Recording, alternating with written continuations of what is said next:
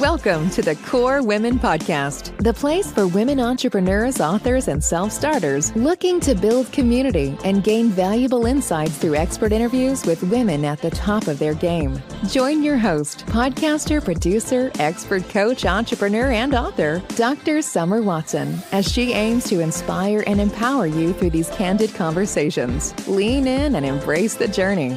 It's time to start the show. Here's your host, Dr. Summer Watson. Today on the show, I would like to welcome Delia Cohen, who loves turning extraordinary ideas involving the arts, cutting-edge technology, and new media into reality. Some of the projects Delia has worked on and developed are helping organize the first and second Clinton Global Initiatives, producing Richard Avedon's last work, a photo essay on democracy for the New Yorker, rebranding Goldie Hawn's Education Foundation, managing Nokia's 1 million Global Investment Challenge, and she also has been working in the area of criminal justice reform. She's also been leveraging her unique network of incarcerated and formerly incarcerated people, correctional leadership, activists, entertainers, and entrepreneurs to organize TEDx events in prisons around the United States. We have a great deal to talk about, so welcome, Delia. Thank you very much. It's great to be here. Well, I am excited to have you here and really just jump right into this. There's so many aspects of your life that I want to cover from both personal to professional. But before we get started, if you could describe your journey in one word to this point, what would that word be? The word that leaps to mind is adventurous. I feel like my journey has been full of many, many different kinds of adventures. Well, I love that word. And according to your mini bio that I just read, you certainly have been through a lot of adventure. What courage, what tenacity, what vision. I absolutely love so many things that you've done here, and we're going to get right into that. But before we do get into the professional aspects of your life, I want to ask you, what are some of the milestones along your journey that inspired you to cultivate your passion into reality and to nurture that purpose, your purpose? One of the biggest milestones was when I was in my early 20s. I had always read a lot, but I had not traveled around the world. And this was in the late 80s, before the economy was even globalized, before there were cell phones, or before most people had those things. And I ended up buying a $1,000 round the world ticket and working my way around the world for nearly 3 years. And I feel like that experience was the biggest milestone in taking a dream, making a dream into reality, and then giving me this sense that, nothing was impossible, that I just had to dream it and then I could work on making something happen. And seeing the way so many different cultures lived and the values embedded in the different cultures, it was fascinating to me. That was definitely like a huge milestone in my life's journey. I should say so. Around the world ticket. Okay, I have a little funny that I want to add here. So I was raised by a single mom, and we used to get this Neiman Marcus catalog. We just loved to look at it because they had around the world cruises. And we were like, how do you even do that? I was, as a teenager, like, wow. And yet here you are, for $1,000, you bought an around the world ticket. Mm-hmm. You worked around the world. You explored the world. Tell me more. Where did you find the courage to do that as a young person? Where did you find the courage? That's amazing. I was living in New York City right after college, and I had done English literature and neuroscience and became the most uninteresting thing combining those two passions of mine. I became an editor of medical journals, which was not satisfying to me at all. Somewhere during that first year after college, I ended up meeting all of these people from Australia who were traveling around the world, and I realized that a lot of people were doing this, and I just saved up my money to buy $1,000 ticket to pay my student loans for a couple years, and took all my courage to do it. But I just set off, and I ended up waitressing in Australia and Sydney and teaching English in Egypt and Thailand and, working whenever I could because I didn't have a lot of money at all. Wow. It was fascinating. I should say so. That's amazing. Like, so interesting, so stunning that you, as a young person, would take that leap of faith and say, this is what I'm going to do. And it's wonderful, too, that you were able to meet some of your peers that were doing something similar Mhm. that gave you that idea. Because I also have a background, my undergraduate degree was in literature. And when I heard that you studied literature and then the sciences, I'm like, wow, she's really using that left and right brain. She's bringing the linear into creativity and the nonlinear and bringing that together. So when you said that's not interesting, I'm like, wow, that's super interesting to me, right? That I you just, could do that. yeah, I just meant editing medical journals wasn't the most Yes, interesting way to combine English literature and science. right. That I could see. And Yeah. that's so interesting though that you actually were able to bring those two things together because that in itself is something unique. It may not have been fun. It may not have been exactly what you were looking for, but you actually brought two worlds together that you would think are so far apart. So that's pretty cool. So you've done many things, such as the Clintons' global initiatives, Richard Avedon's last work, Mhm. rebranding of Goldie Hawn's Education Foundation, criminal justice reform, and more. So, what is the common denominator that runs through all these projects for you that stimulates your passion and purpose? What is that theme? I don't know if there's one common denominator. Maybe curiosity about people and the world led me into all of those things. Richard Avedon's project, for instance, was a photo essay on democracy and what were the issues America was pondering on the eve of an election in 2004.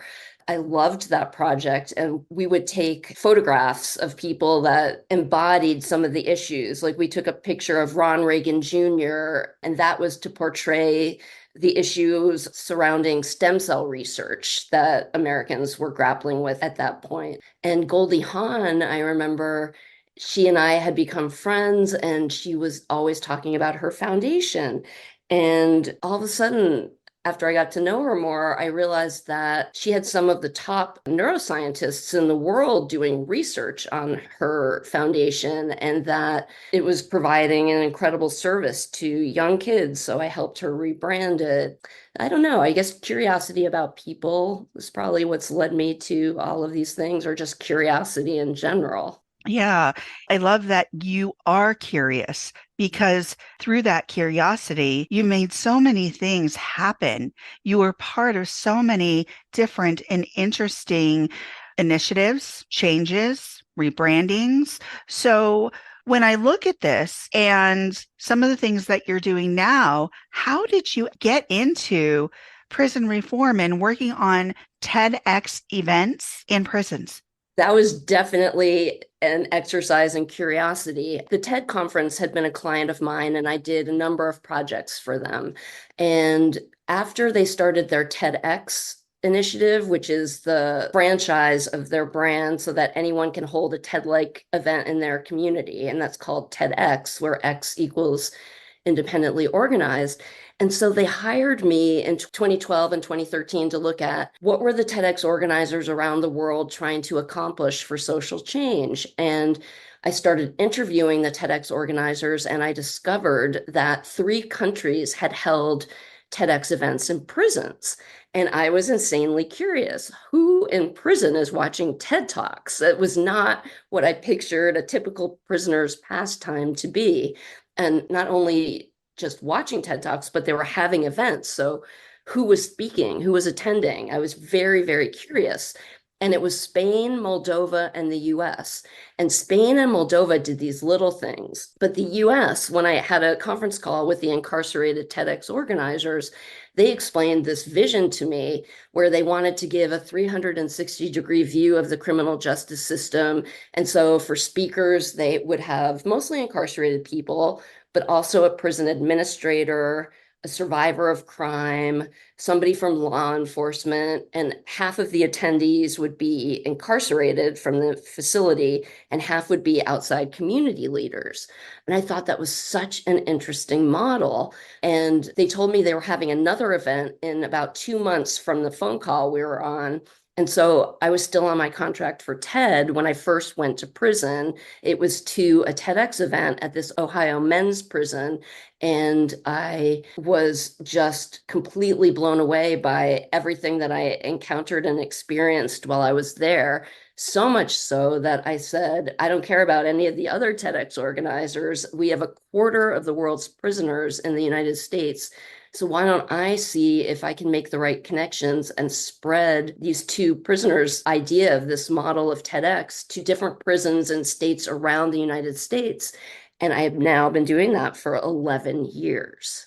Wow. And those two men are still both incarcerated in Ohio. And I'm in touch with them and telling them what's going on because it's their idea that I spread. Wow, that is incredible. So, can you tell us a bit about what you're going to be doing in the near future regarding this TEDx and your events? I am excited. I am currently in the town of Chatham, Virginia, which is way in the south, almost on the border with North Carolina. And I have been visiting this town where Green Rock Correctional Center prison is located. I've been visiting here almost for a year, on and off, working with a team of incarcerated men. And we have been organizing a TEDx event that is going to take place on May 7th in less than a week. So we're really excited. And again, it follows that model in Ohio where half the attendees will be from the facility and half will be community leaders who are flying in from around the country. And some are local, the mayor of Chatham is coming. And for outside speakers, we have the director of corrections for the state of Virginia. We have the sheriff of the county that we're in, Pittsylvania County, he's speaking. We have a survivor of violent crime who's speaking. We have a Virginia businessman who hires formerly incarcerated people speaking. But of course, most of the speakers and entertainers are incarcerated, except for the former warden of this prison, who happens to be a stand-up comic. So he is also entertaining us during the event. Awesome. Yeah, Wow. we're really excited, and the incarcerated team picked the theme Bridging the Gap as the theme of our event. The gap that they are most interested in being, of course, the gap between themselves and society, but it's any gap, bringing things together. So Wow. we can't wait for this event. It's going to be tremendous. Absolutely. I think that is a fabulous word for it. Tremendous. What you're doing and how your journey has evolved has been tremendous. So let me ask you, is this something that you want to stay in, that you foresee yourself being in for a while? Or do you have other things on the horizon that you're looking at and that you're curious about? I can foresee staying doing this for a very long time.